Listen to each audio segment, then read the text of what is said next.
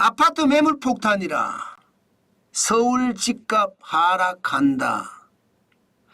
일단 여러분, 저는 집값이 하락해야 된다는 그런 고정관념을 가지고 있지 않습니다.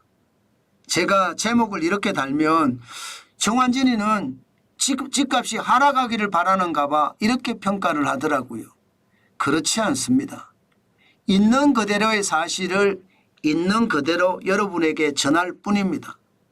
그래야지 기울어진 운동장이 안 되거든요.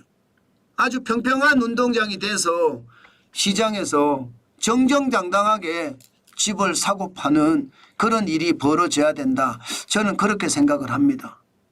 그런데 제가 제목을 이렇게 달면 오해하시는 분이 있기 때문에 미리 말씀을 드린다는 뜻입니다. 자, 그러면 아파트 매물 폭탄이라고 제가 제목을 달았는데 왜 달았느냐? 서울 아파트 매물 증가 추이를 보면요. 10월 24일 현재 87,184건입니다. 지난주 87,756건보다 줄었지만 85,000건을 완전히 넘어선 상태입니다. 일반적으로 여러분, 서울 아파트가 85,000건을 넘어서면 과잉 매물이다 이렇게 이야기하거든요. 그만큼 말입니다. 나도 집을 팔고 싶다 하는 사람들이 굉장히 많아졌다는 뜻이에요. 오죽했으면 매물 폭탄이라는 이름을 달았겠습니까? 지난 4월 4일에 10만 2,085건도 있기는 있습니다. 그러나 순식간에 일시적으로 있었다가 금방 없어진 거지만 지금은요 아니라는 이야기예요. 9월 5일에 83,513건이었잖아요. 그런데 지금 한 달이 지난 결과 두 달이 더 거의 지나가는데도 안 줄어듭니다. 오히려 늘어났습니다. 그러니까 매물이 늘어난다는 것은 그만큼 말입니다. 집값이 떨어질 수 있다는 이야기예요. 여러분, 기본적으로 집값이 매물이 늘어났을 때는 매수자 우위 시장입니다. 매수자 우위 시장이라는 것은요, 매수자와 매도자가 부동산에 가서 계약을 할 때 기망이면 1,000만 원만 더 깎아주시면 안 될까요? 안 그러면 전 계약 안 하겠습니다. 이렇게 나오면 진짜 1,000만 원 깎아준다니까요. 그게 매수자 우위 시장인 겁니다. 그만큼 말입니다. 매물이 쏟아진다. 그러면 1,000만 원이 깎였다는 이야기잖아요. 그럼 집값이 1,000만 원이 깎여서 거래되니까 실거래가 공개 시스템에는 1,000만 원 깎여서 올라갈 거 아니에요.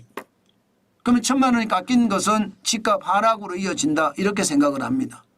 사실 거래량도 줄었어요. 그래서 지금 거래량이 9월의 거래량 거의 반토막이에요. 반토막. 언제의 반토막이냐? 제가 봐서는 현재 시점으로 봐서는 8월의 반토막이고요. 앞으로 9월 말까지 그러니까 9월 말까지 가야 되니까 10월 말까지 가야 되겠죠. 이렇게 따졌을 때는 7월의 반토막이 될 겁니다. 9월에 2,843건이거든요. 거래량이 굉장히 많이 줄였죠. 8월에도 6,308건이었고요. 7월에는 8,999건이었습니다. 거기에 비하면 지금 8월에는 6,308건, 지금 9월에는 2,843건이지만 앞으로 일주일간 더 늘어날 거예요. 늘어나지만 이게 폭발적으로 늘어날 것 같지는 않거든요. 그러면 거래량이 줄었다. 거래량이 줄으면 집값은 더 내려갑니다. 실질적으로 평균 거래 금액을 보면 쑥쑥 떨어져요. 9월을 보세요. 11억 9,074만 원입니다. 11억대예요. 11억대. 지난 6월에 12억 4,899만으로 최고치를 이루었는데 7월에 떨어지고 8월에 떨어지고 9월에 떨어져서 지금 11억 9,074만 원이란 뜻이에요. 게다가 10월은요. 현재 9억 7,129만 원입니다. 서울 아파트 평균 거래 금액이 떨어지고 있다는 이야기잖아요. 맞습니다. 전체 흐름은요. 집값이 조금 떨어지고 있다는 게 눈에 실질적으로 보입니다. 물론 말입니다. 전체 아파트의 매매가 변동률은 이번 주가 0.09% 올라가기는 했어요. 그러나 상승폭을 굉장히 줄였죠. 31주 연속 상승을 했지만 8월 12일에 0.32%가 최대치였고요. 그때 이후로 줄어들어서 지난주에는 0.11까지 떨어졌다가 이번 주에는 0.09까지 떨어졌습니다. 그러니까 집값이요. 거의 이제는 보합세 이루고 있다고 해도 과언이 아닐 겁니다. 보합세 이루고 있다.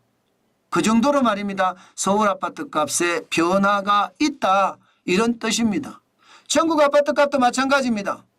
지금 0.05까지 떨어졌습니다. 수도권은요. 수도권은 지난 8월 12일에 0.18을 기록을 하면서 상승폭을 굉장히 키웠습니다.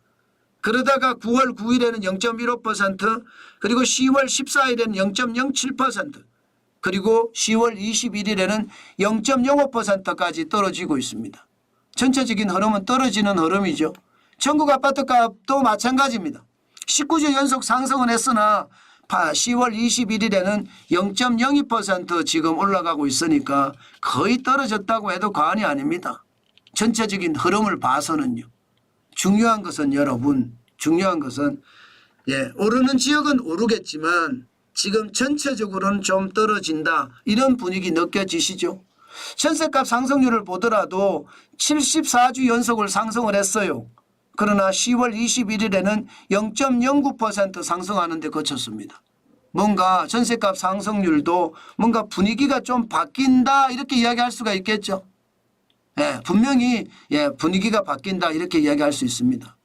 사실 이것을 보면 제가 여러분들에게 말씀드린 거 혹시 기억나세요? 결국은 전세값이 집값을 밀어 올렸다 그 말씀 말입니다. 제가 그렇게 말씀을 많이 드렸거든요.